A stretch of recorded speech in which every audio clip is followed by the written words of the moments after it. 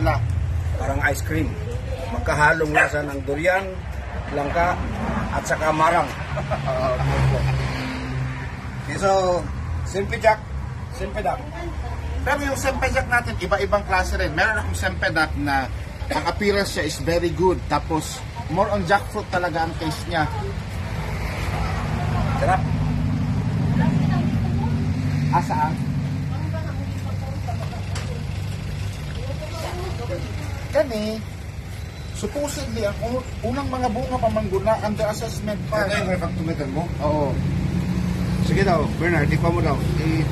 Asan ang pula natin, sir? Ito? Ito muna. Ito. Ito po yung refractometer, no? The instrument that measures the sweetness of the fruit or bricks.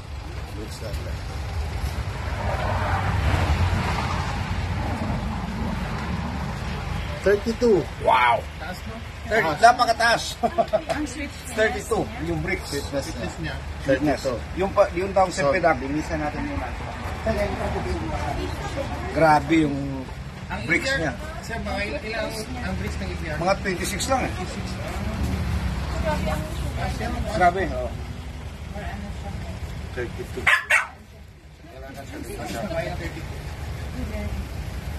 Parang ice cream.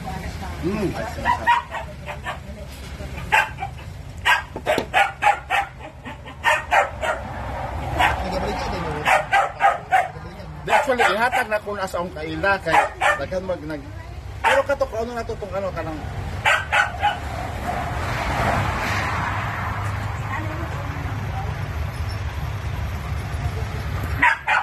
mas sweeter ang Sempedak 33.5. 32 yung sa kanina. Oh, pero acceptable pa rin kasi mataas na yung basta patong na ng 30 plus.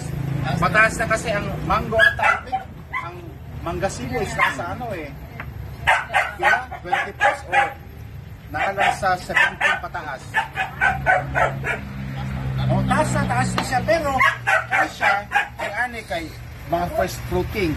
Ang unang fruit na ko nakuha diha kani isingani siya itsura. Dili siya Okay, so mga kaibigan, Sempedak, ang bricks niya is 33. Opo. Sempedak is 32. Ang bricks is the measurement of the sweetness of the food. But, mas isa, masarap.